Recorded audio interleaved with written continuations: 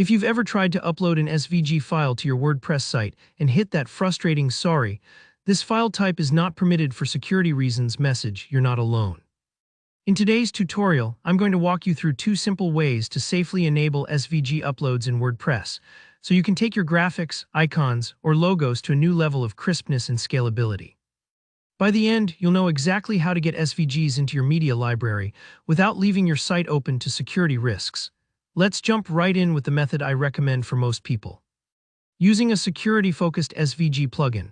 This method is not only straightforward, but it also helps protect your website from any sneaky vulnerabilities that SVG files might introduce. Here, how to get started.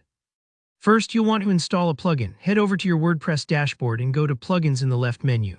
Click on Add New Plugin, and in the search bar type SVG Support or Safe SVG. Both of these are well-established plugins designed specifically for this job. Once you see the plugin pop up, click Install and then Activate. That's it for the basics. The plugin will automatically enable SVG uploads across your site, so you don't have to mess with any code or settings if you don't want to. Now, if you want an extra layer of security, especially important if you have multiple users on your site, you can fine-tune who's allowed to upload SVGs. Just pop into your WordPress sidebar again and go to Settings, then look for SVG Support.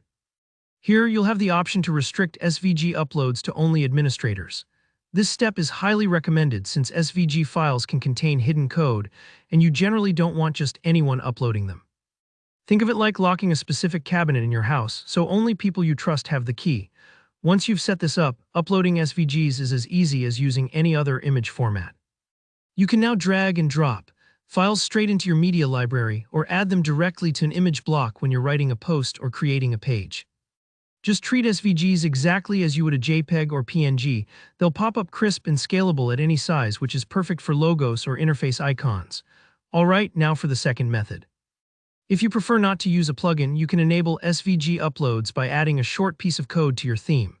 But I want to be clear, this is a bit more hands-on and you should be careful.